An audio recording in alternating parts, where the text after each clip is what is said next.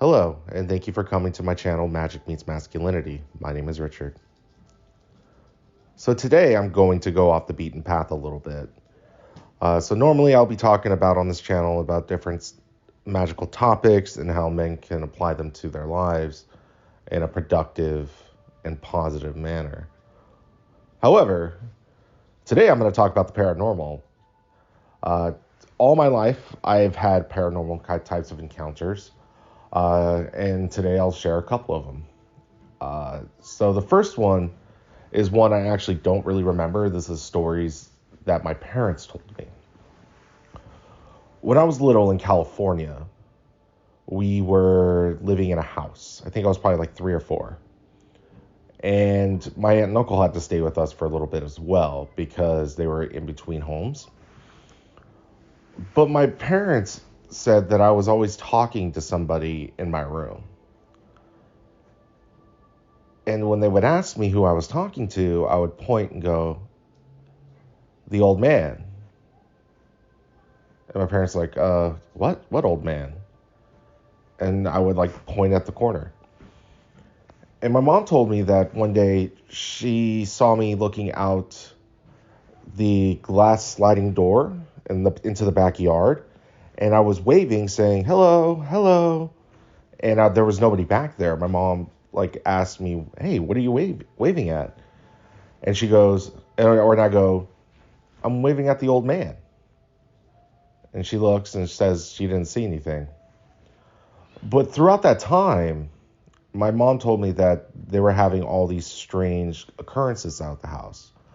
My mom would smell a rotting, disgusting odor coming from places in the house, especially the main bedroom. And my aunt and uncle, they were staying in the living room on the fold-out couch. And my dad asked them one morning, because he kept hearing the door open, the sliding glass door open and close, open and close, open and close. So my dad asked my uncle, hey, Kay, why were you letting the dogs out so much? Like, why were you going outside so much this morning? And my uncle was like, I didn't go outside. I was sleeping the entire time. And then the one thing that freaked my parents out the most was my dad was in the bathroom, right? He was in the toilet and he thought he was having a conversation with my mom, right? And so he leaves, he gets up, he goes out of the bathroom and says something to my mom. My mom looks at him confused, goes, well, what are you talking about? My dad goes, wasn't I just talking to you? And she goes, no, I wasn't talking to you at all. And this obviously freaked my parents out. So my parents hit up the landlord, and it turns out that her father had passed away a year prior to us moving into that house when I was little. So there was definitely, from what my parents told me, there was definitely a little odds, weird things going on, but none of it was ever malevolent. Like, you know, they didn't feel like they were being harassed or stalked. There was just a presence that was in the house. And of course I would talk to it because apparently when you're young, kids have a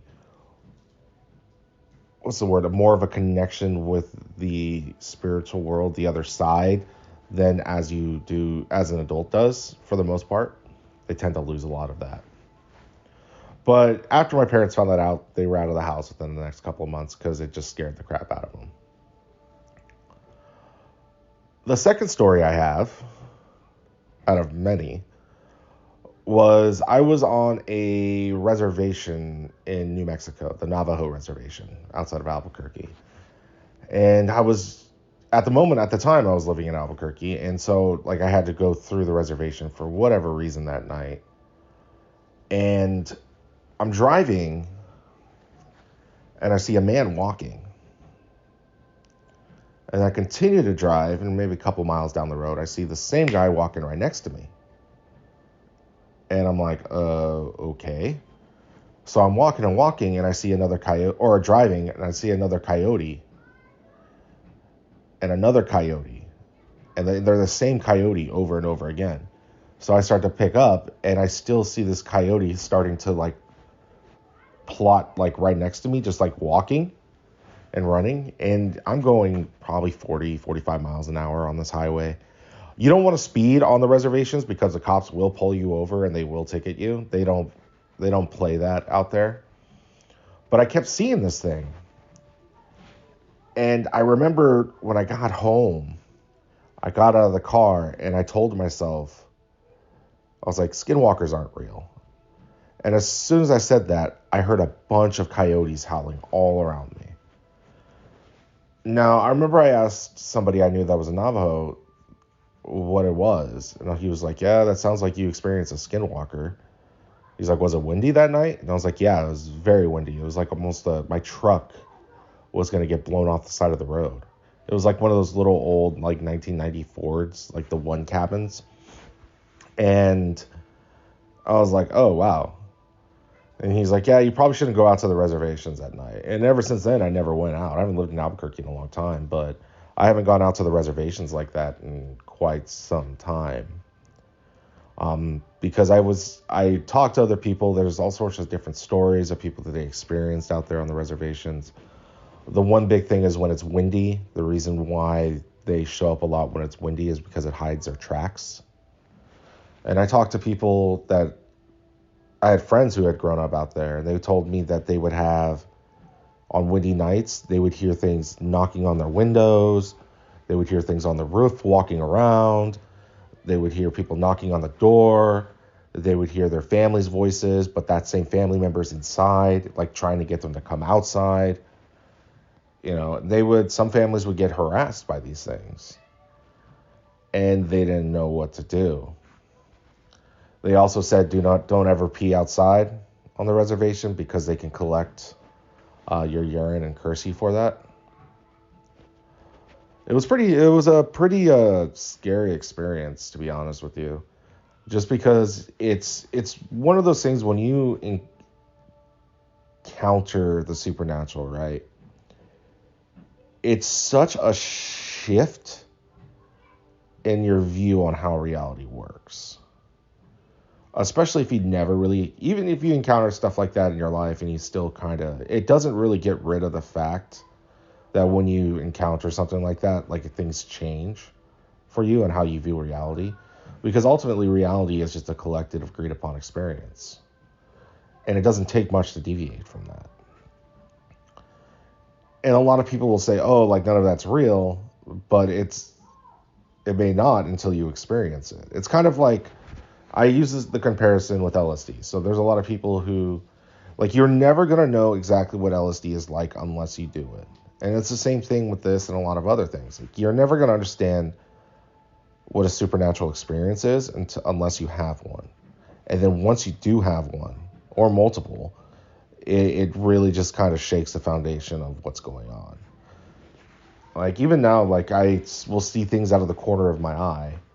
I was actually in the train station of another particular big city. And I remember I was standing on the platform. And I'm looking down, I'm looking at my phone. And I see, like, out of the corner of my eye, like, it looking like somebody moves past me. So, like, I like, move out of the way. And then I'm still, like, focusing on my phone. But then I look up and there's nobody around me, and I start like looking around like, what the heck what? And the person just like looks at me and goes, are you okay? And I go, did somebody just walk past me? And the guy's like, no, there hasn't been anybody near you.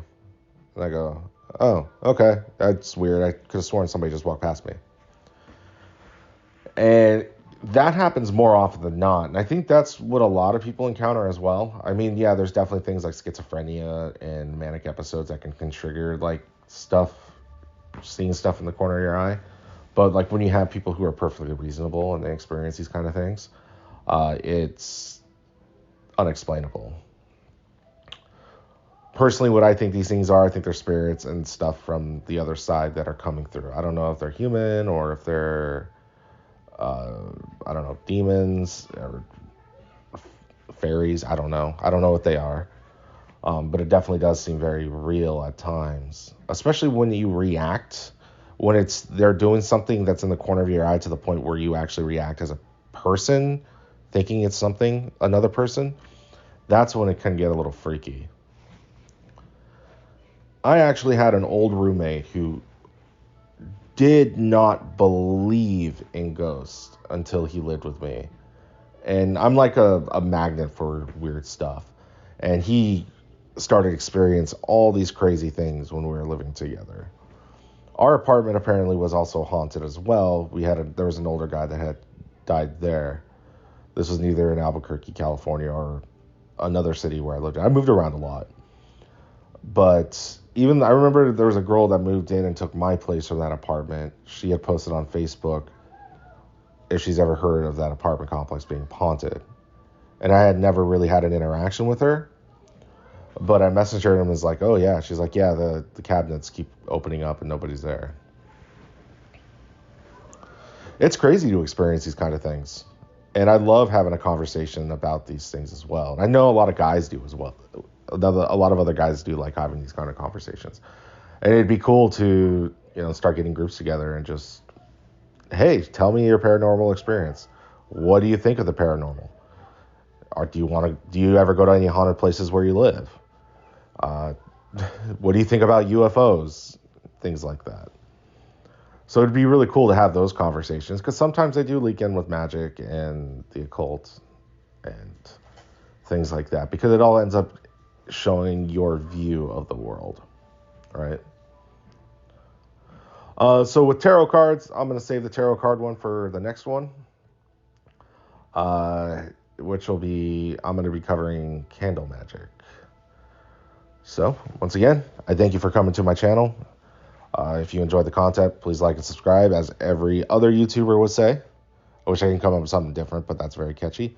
If you have any friends that might be interested in the content, I definitely would appreciate you showing them that. Well, I wish you all have a great day, and be safe out there.